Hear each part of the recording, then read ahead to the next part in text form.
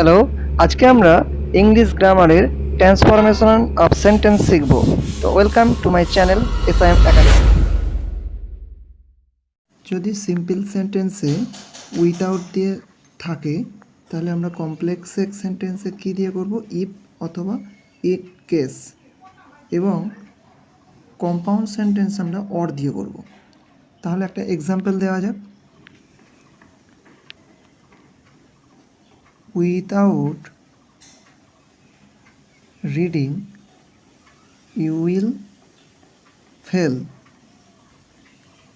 Without reading মানে কি? যদি তুমি না পড়ো, পড়া ছাড়াই ইউ উইল ফেল, তুমি ব্যর্থ হবে। তাহলে এখানে দেখো উইদাউট দিয়ে শুরু হয়েছে, আমরা কী দিয়ে করবো বলেছিলাম? ইফ দিয়ে বা ইন কেস, ইফ ক্লজ দিয়ে বা ইন কেস দিয়ে আমরা করতে পারি কমপ্লেক্স সেন্টেন্সে। তাহলে কী হবে? If you do not read, এটা কমা দেবে, ইউ উইল ফেল। তাহলে আমরা ইফ দিয়ে করলাম। কম্পাউন্ডে কী দিয়ে করব? অর দিয়ে করব। দেখো, আর read or you will fail. Next দেখো, আমি একটু তাড়াতাড়ি করছি। সিম্পল সেন্টেন্স যদি অ্যাট দ্য টাইম থাকে তাহলে আমরা কমপ্লেক্সে কী দিয়ে করব? হোয়েন দিয়ে করব। এক্সাম্পল দেওয়া যাক।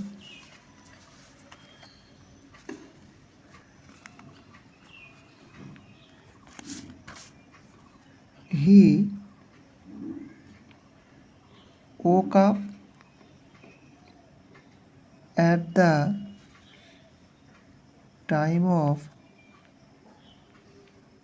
রেনিং, মানে সে জেগে গিয়েছিল at the time of raining. এই যে অ্যাট দ্য টাইম যদি সিম্পল সেন্টেন্সে থাকে তাহলে আমরা কমপ্লেক্স সেন্টেন্সে কী দিয়ে করবো? না দ্যাট, এই হোয়েন দিয়ে করব, হোয়েন দিয়ে করবো। তাহলে এসো দেখো কি হয় না। হি woke up when it was raining। ঠিক আছে, তাহলে কী হলো? এই যে আমরা হোয়েন দিয়ে করলাম,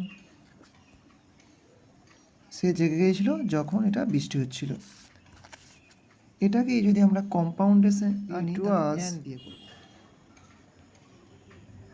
raining and he woke up। ঠিক আছে, কী হলো তাহলে? অ্যান্ড দিয়ে করলাম আমরা, it was raining and he woke up, এটা বৃষ্টি হচ্ছিল এবং সে জেগে গিয়েছিল। এবার তৃতীয়টা এসো। যদি সিম্পল সেন্টেন্সে কোনো অ্যাডজেক্টিভ ওয়ার্ড থাকে তাহলে আমরা কমপ্লেক্সে কী করব? দ্যাট বা হুইচ দিয়ে করব। দেখো একটা এক্সাম্পল আসি। ইট ওয়াজ এ রেড পেন। এটা ছিল একটা লাল রঙের লাল কলম। এটাকে আমরা কমপ্লেক্স সেন্টেন্সে কী করব? ইট ওয়াজ এ পেন, আমরা দ্যাট বা হুইচ বলেছি, অর্থাৎ এটা ইম্পার্সোনাল প্রোনাউন, ইম্পার্সোনাল নাউন, অর্থাৎ এটা থিংস, একটা কোনো হিউম্যান বিং নেই যে আমরা হু ব্যবহার করব, কারণ হু সাধারণত পার্সোনালের ক্ষেত্রে ব্যবহার হয়। আর দ্যাট বা হুইচ হচ্ছে কোনো থিংস, অর্থাৎ ইম্পার্সোনাল নৈব্যক্তিক কিছু বোঝালে। তো এটা আমরা কী বলবো? হুইচ ওয়াজ, যে পাস্ট টেন্স আছে, which was red in colour. ঠিক আছে, এটাকে আমরা যদি কম্পাউন্ডে করি কী দিয়ে করব? অ্যান্ড দিয়ে করব, অ্যান্ড দিয়ে। তাহলে it was a pen and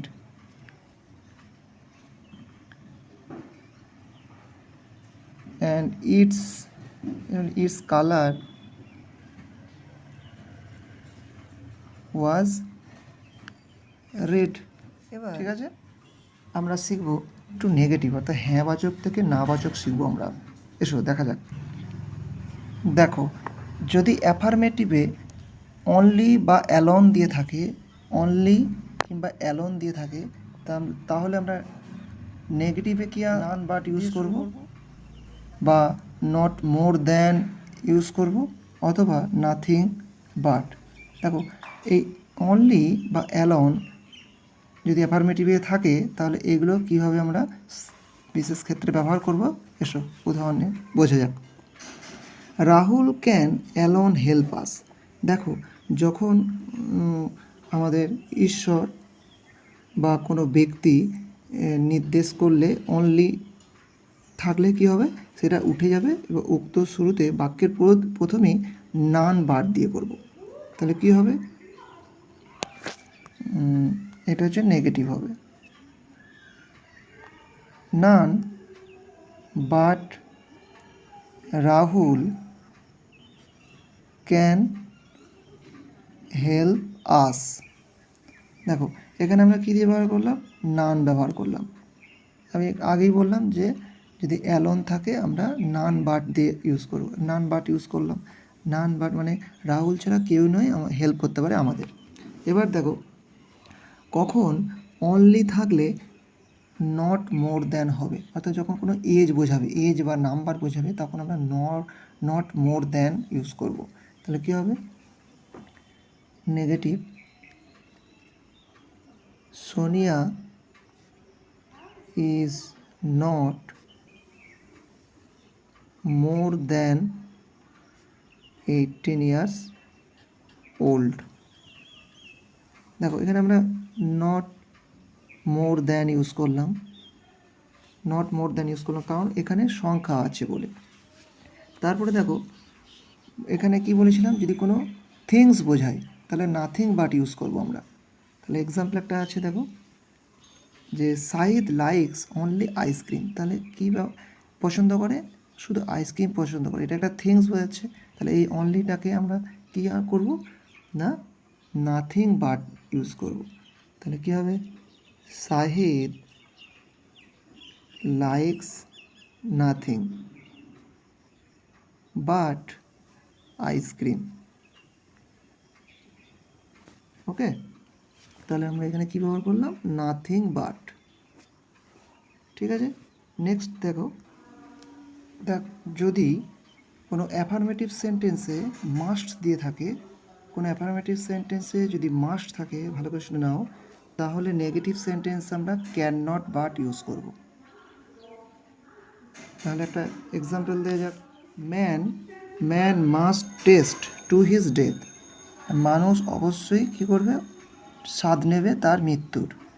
তাহলে এটাকে আমরা নেগেটিভে করতে গেলে কী করব না, man can not but test to his death. দেখো আগেই আমরা বললাম যদি মাস্ট থাকে আমরা কী দিয়ে করব, ক্যান নট বাট দিয়ে করব। তো এখানে আমরা ক্যান নট বাট দিয়ে করলাম, man can not but test to his death. এবার যদি তুমি মনে করো ক্যান নট হেল্প দিয়ে করব, তাহলে কি হবে, ক্যান নট হেল্প ব্যবহার করলে তারপরে যে ভার্বটা থাকবে সেই ভার্বটার সঙ্গে আইএনজি যুক্ত হবে।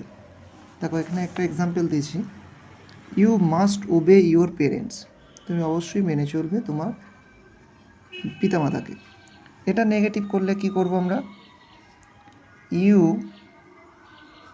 Can not help. কি বললাম, ইউ ক্যান নট হেল্প ব্যবহার করলে পরে যে ভার্বটা, তাহলে এটা ভার্ব ওবে, এর সঙ্গে আইএনজি যুক্ত হবে,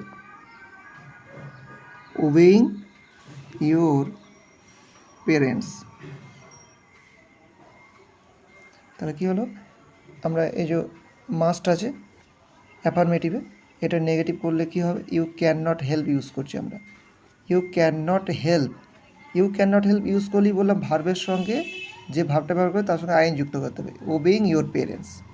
ওকে, নেক্সট দেখো, যদি অ্যাফার্মেটিভ সেন্টেন্সের শুরুতে অ্যাজ সুন অ্যাজ থাকে তাহলে আমরা নেগেটিভে কী করব, নো সুনার হ্যাড এটা দিয়ে শুরু করব, নো সুনার হ্যাড দিয়ে শুরু করব এবং ভার্বের থার্ড ফর্ম করব এবং একটা দ্যান ইউজ করব।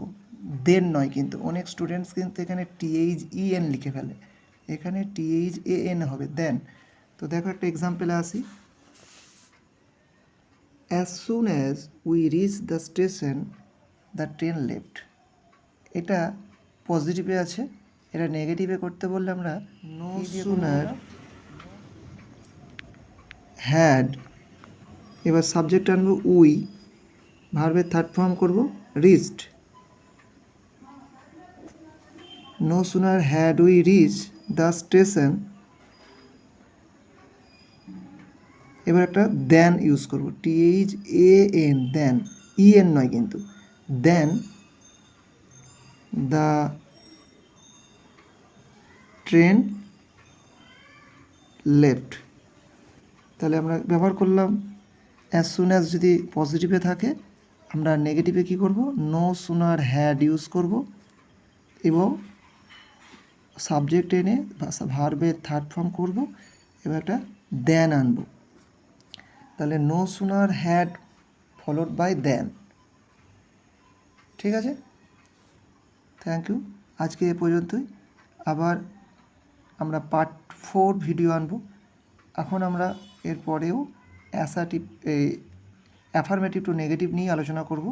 তো পরবর্তী ভিডিও তোমরা দেখবে এবং আমার চ্যানেলটা সাবস্ক্রাইব করবে পরবর্তী ভিডিওগুলো নোটিফিকেশান পাওয়ার জন্য। Thank you for watching.